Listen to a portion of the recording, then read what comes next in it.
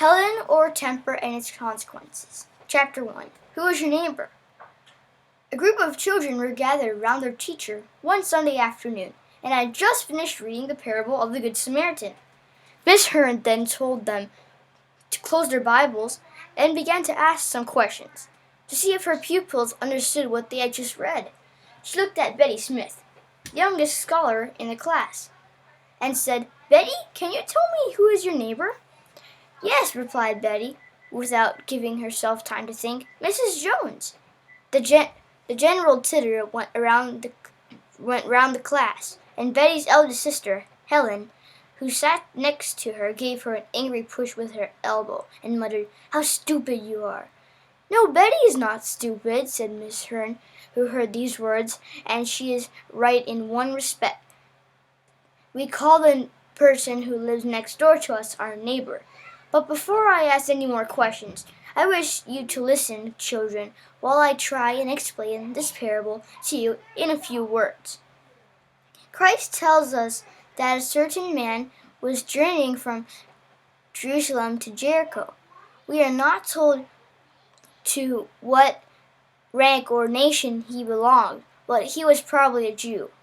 The road was dangerous and infested by robbers, who were always on the watch to attack travelers. The man was proceeding quietly on his way when some robbers came upon him. They tore his clothes off his back, wounded him grievously, and when they found nothing more was to be got out of him, they departed, leaving him half dead. While he lay unconscious, a priest passed along. Perhaps he had come from performing the temple service at Jerusalem. And you would have thought that a man who had been worshiping God would have a pity on a sick and suffering one. But no, though the law of Moses commanded him to help those who were in trouble, he did not heed it. The moment that his eye fell on the wounded man, he crossed the road, and may have congratulated himself that he was not thus incapacitated. A Levite came next. He looked at the sufferer, perhaps touched him in order to learn how far he was injured, but certainly at his superior the priest had passed by on the other side. It was not his place to attend to him, so he crossed over the road and went on his way. Then came a Samaritan, who was one of a race that was despised and hated by the Jews. He was moved with deep compassion when he saw the wounded man, and thought to himself, "How can I help him?" He walked up the stranger's side, not to look at him out of curiosity, but to decide how best he could assist him. He raised him up gently in his arms, revived him with wine, bound up his wounds as well as he was able, and set him on his own beast, leading him carefully along the road until he came to an inn. He remained that night with the invalid, and in the morning when he departed, he left money in the landlord's hands and said, "Take care of him, and whatsoever thou spendest more, when I come again, I will repay thee." All this the Samaritan did out of love, and not because he expected to be paid for his kindness. Our Savior then turned to the lawyer and asked him this question: which now of these three was neighbor to him that fell among the thieves? The lawyer replied, "He that showed mercy." "Now, Betty, can you tell me who is your neighbor?" "I can," volunteered Helen. "And so can I," echoed from several voices. "No, children, I do not want any of you to answer. I am asking Betty, and wish her to think before she answers my question." Betty hesitated for a moment ere she replied, "Anyone who helps us in trouble." "Yes, Betty, you are right. And now, my dear children, you may act the part of good Samaritans. None of you are too young. Christ is our good Samaritan. He showed mercy to us when we were dead in trespasses and sins, and he loves us. So ought we to love our neighbors. The children listened attentively to Miss Hearn's explanations, and several of them answered the questions she put, and as if they understood the whole bearing of her teaching, particularly Helen Smith, who thought before she replied, while her sister Betty was so quick she scarcely allowed herself time to consider. As Miss Hearn went home that Sunday afternoon, she said to herself, "How different the two sisters Helen and Betty are. Helen is only 1 year older than Betty, and yet far more thoughtful. She might be double her age, and she is so industrious too. Ah, if all my pupils were like Helen Smith, what pleasure I should find in my Sunday school class. How true it is that God sees not as we do. He looks at the heart, while we judge by the outward conduct, and therefore often form very wrong opinions of others." Helen and her sister Betty walked home from school together.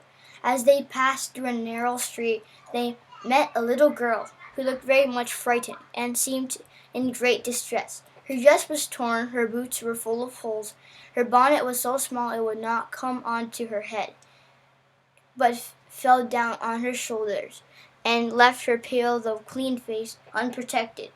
Her eyes were full of tears which she tried to hide, and she appeared anxious to shrink away from the two neatly dressed girls, for she was lame, and her back was so crooked that only the hard-hearted could look on her without feeling pity for her infirmities. Betty Smith was soft and tender by nature, and she could not walk on without speaking to the child and trying to serve her. "What is the matter with you, little girl?" said she quickly without asking her sister's permission, which perhaps she would not have granted. "I have lost my way," answered the lame child sadly. "I cannot find the yard where I live. I am very tired." "Where do you live?" asked Helen sharply. "In the King's Yard, on the right-hand side of Henry Street," replied the child, looking very much frightened. "Henry Street? You are a long way from there," said Helen roughly. "You must turn round to the left of the first lamp-post and ask your way again. It is easy enough to find, if you are not stupid.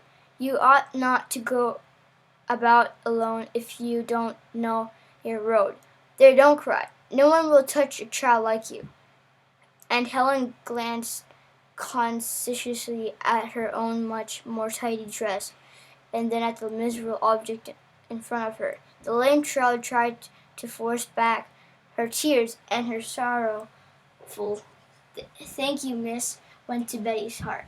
"I will go part of the way with you, little girl," said she.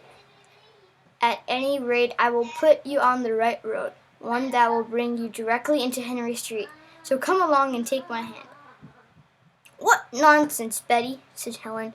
"You need not show her the way. If she is silly enough to cry instead of minding my direction, she must suffer for it. Come along quickly. We shall be late home as it is. Leave the little brat. She must be a beggar's child, or she would not wear such shabby clothes." Betty did not heed her sister's words. "You go on, Helen," said she. "Without me I shall not be long.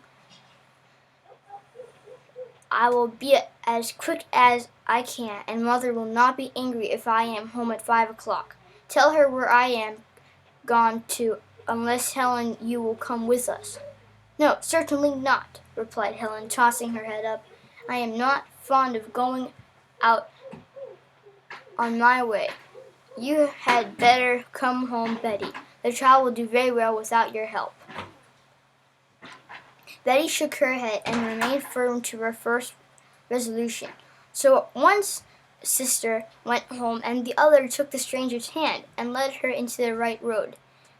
As the children walked along, they began to chat, and the lame child told Betty that she had only lived for a short time in the King's Yard, and really walked out in the streets by herself, because she was so crooked that the boys sometimes laughed at her, and that was the reason why she knew so little about the neighborhood. "Have you always been lame?" asked Betty. "Since I was a baby. My mother fell down with me in her arms. My back was so much hurt it has never gotten well again, but grows out more and more every year, and the doctor says he can do me no good." Oh dear," said compassionate Betty. "That is very sad. How hard it must be to bear." "Not very hard," replied the lame child, brightening up a little, "and I should not mind very much about it if I could do anything like other children. But I cannot play, for I soon get tired, and my mother says that I shall never be strong enough to be a servant. And even if I could work, no lady would have such a crooked maid to wait on her." "Then why should you not be a dressmaker like my mother? She makes dresses like for very grand ladies, and I shall do the same when I am old enough," said Betty. "Can your mother make dresses?" "No, I don't think she can, though she works very neatly," replied the lame child. "She is a washerwoman, and her hands get too rough for very fine work now. Besides this, she generally comes home so tired that she is fit for nothing in the evening. But we could not live if she did not earn money in this way," added the child sorrowfully.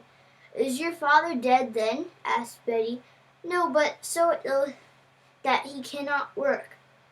He had an accident some months ago and has been laid aside for a long time. We were once much better off than we are now, for we had our own little house and such a pretty garden, and I had a corner of ground all to myself. I used it to plant it with seeds every year, and there was a beautiful white rose tree in the middle that had so many roses on it and the numbers of buds. I loved it very much, but I had to leave it behind me. I often think of it and fancy how sweetly it smelt when I am sitting in our dark little rooms where there are no green trees to look at and no roses to bloom." "Have you any sisters?" "Yes, I have 2 sisters. Both of them are younger than I am. I take care of them when my mother goes out washing." "Where have you been to this afternoon?" asked Betty, who seemed to think she had a right to question her new friend, for was she not the little girl's protector? "I have only been for a walk," replied the lame child. "My mother said it would do me good, for I have such a bad headache all day." "Then you never go to Sunday school?" "No." "Where does your mother go to on Sunday school?" "Nowhere. She is so glad to have a day at home, for she had so much to do. Sometimes she puts my sisters to bed while she washes their flannel petticoats, and sometimes she washes her own clothes or scrubs the floors of our rooms. We often have a great treat on Sunday if mother has had plenty of work and can afford it. She buys a little bit of meat for dinner, and we do so enjoy it. But do you not know," said Betty, "that it is very wrong to work on Sunday? No one ought to wash clothes or scrub floors on God's day.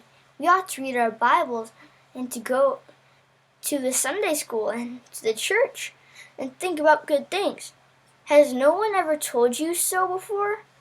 "Yes," said the lame child slowly. "I have heard all that before. I know rich people go to church and read their Bibles, but poor people have no time to be good." "Why not?" said Betty. "Have not the poor souls as well as the rich?" "Yes, I believe so," answered the child absently, as if it were a matter that did not much interest her. "It is so," said Betty, "and my teacher always tells me that our souls are precious in the sight of God, and that we ought to think more about them than our bodies." "But no one does that," replied the lame child. "Oh yes, many people do, and if we are careless we ought not to be.